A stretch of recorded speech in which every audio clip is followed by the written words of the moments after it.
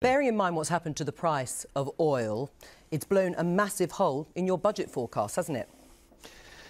Well, our forecasts were based on the actual oil prices at the time, and the DEC estimate of the oil price was actually around $20 higher than ours.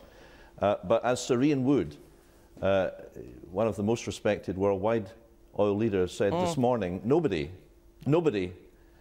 predicted the oil price, nor can control it. However, as Angus McNeil said, our GDP, we pay more tax into the UK over almost every one of the last 30 years than the UK, and we have a wide and strong economy. But of course, this is damaging for Scotland and the rest of the UK. There are between 400,000 and 450,000 workers in the oil and gas industry.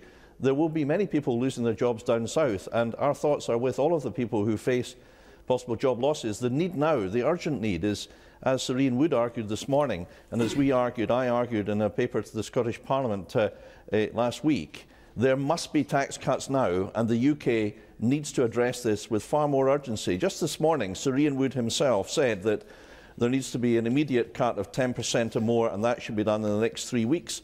Yes. And the reason is that, you see, why is that necessary? Because it won't make any short-term difference, but it will send a clear signal to boardrooms where decisions are made in Houston, Calgary, Oslo about decisions which could result in the premature decommissioning of fields. Now, that is a fiscal catastrophe along the lines of Gordon Brown's mismanagement of the economy and George Osborne's failure to meet his own targets. Right, but how close are you to that? I mean, if the price falls any further, there are experts who say that's exactly what's going to have to happen. Well, they'll close the fields.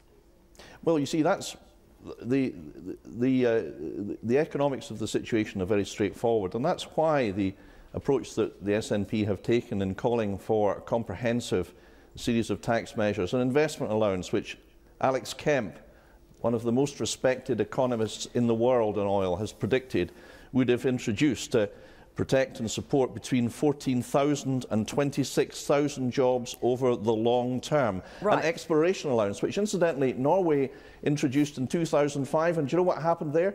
Norway, with its narrow shoulders, poor little Norway, 5 million people with 550,000 million of an oil fund. Do you know what they did?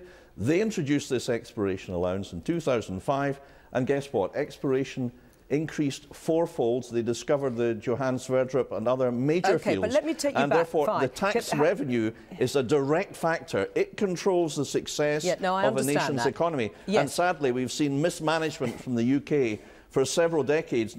And this is not just the SNP's view, this is a widespread industry view where the view is, frankly, that the tax regime in the UK has been the least competitive in the world. OK, I can see, fine, you're blaming the UK government, we've heard that, and we've talked about the issues of tax. Well, it's not just a blame, it's a matter of fact, you see, I need to ask you a few questions. But I'm very happy to answer your questions. Yeah, right, well, yes, if you let me get a question in, then I might be able to. If we go back to the beginning, which was the whole premise of the SNP's economic forecast and economic plan was on the basis of a second oil boom, it's come to nothing. You did not plan at all for oil prices going down, which everyone knows they do from time to time. Well, that's, I'm afraid, a series of sweeping and misleading statements which I have to correct. Which bit's not true? I will take them one by one.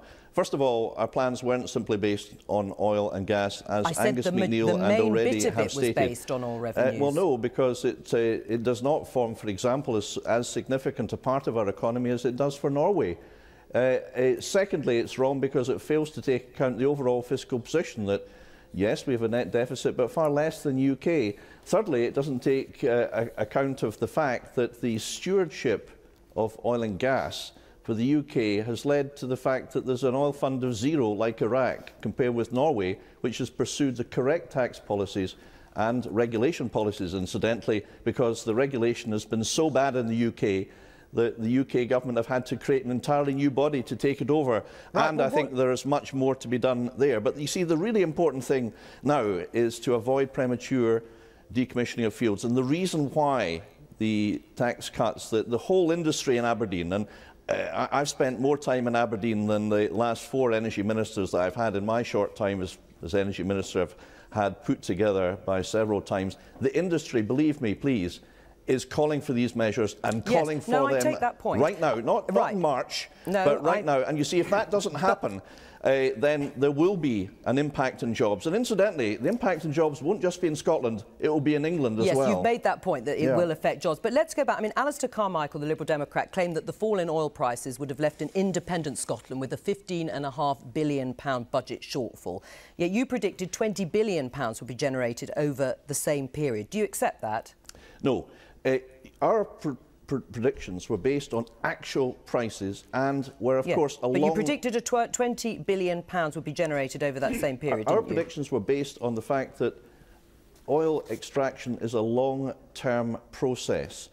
And the trouble with the predictions that are being made by the UK government is they're predicated on the worst tax regime in the world. So bad that, yours is on the best. Well, so bad that one leading operator, who I will not name, said that the tax hike introduced by Danny Alexander, who boasted and claimed credit for it, incidentally, the tax hike of 12% made in 2011, made after the particular company had invested billions of dollars in fields, where the goalposts were moved, was expropriation. Now, that is how the UK tax policy is seen. What price was yours based on? It was based on hang on, Mr. Ewing. Yours was based on a price of $100 per barrel. $100 per barrel. It's now slipped to below $50 a barrel. I mean, talking of forecasts based on wild calculations, yours was double what it is now, more than double. If I could point out, Joe, that the OPEC forecasts themselves predict that oil will rebound. I mean, we are very keen to ensure that it's appreciated that the oil and gas industry in Scotland and the UK, the industry, has skills, experience, ability and record which is amongst the best of the world. The cost problem they have indeed, and they have accepted that is one Serene Wood this morning said they have to address, but they are the best in the world. We don't want to talk them down. We want to provide stability, and that can be done only by the immediate set of tax cuts. There are various other measures too, and Nicola Sturgeon has set up a task force to tackle that in Aberdeen, and also help for young people so that they can finish their apprenticeships. Imagine how dispiriting it would be to start off life in an apprenticeship and see that go. So I think we join with the trade unions in supporting the calls for operators to act strategically, to act calmly, but they do need support, and with respect, they need the clear signal they're not getting from the UK government. Apparently, the budget timetable is more important than potentially tens of thousands of people losing their jobs. That is absurd. And one of the benefits of independent Scotland would be the ability to act swiftly, like Norway, not wait till the budget comes along because the budget timetable is more important than people's jobs. That's why Serene Wood, who did not support us in the referendum, is calling for almost precisely the same prescription as I set out and as we support now. And the UK government, if they dither and delay, I'm afraid over the next coming weeks, the pressure upon them will increase several times now, I'm over. going to have to get a question in here because you've talked for so long, we're not going to be able to get through all the issues that people would actually like to hear you respond to, rather than repeating the same point over and over again. Now, Mark Carney, the Bank of England governor, has said that the fall in oil prices would be positive overall for the UK, but would have a negative impact on Scotland. Do you agree with him when he also says that despite the disadvantages for Scotland at the moment, it's substantially mitigated by the nature of the economic union that exists? In other words, if you hadn't been part of the UK, it would have been extraordinarily difficult for you. Well, it's extraordinarily difficult for the UK because the UK has got a deficit which is £1.5 trillion. Now, I heard and I listened carefully to what the governor said, and we respect the governor. He didn't actually spell out what these countervailing measures were, other than in a very general sense. So let me just put one point back to him and to your two distinguished journalists that are on your programme, and that is this, that in 2011, the contribution from tax, 90% of which is in Scottish waters, to the UK economy, was £11,000 million. I don't remember getting back from the UK government a bob of that £11,000 million. So he didn't spell out, did he, exactly what these countervailing measures are. No, but I think what he was trying to say is that it was better to be part of the UK. But sadly, we believe that the UK economy, where, you know, Gordon Brown and Alistair Darling increased the national debt, the state debt, by £500 million a day. How they did that is a bit of a mystery. But that does not seem to me to be an example of financial rectitude. All right, we're going to have to finish it there. Thank you.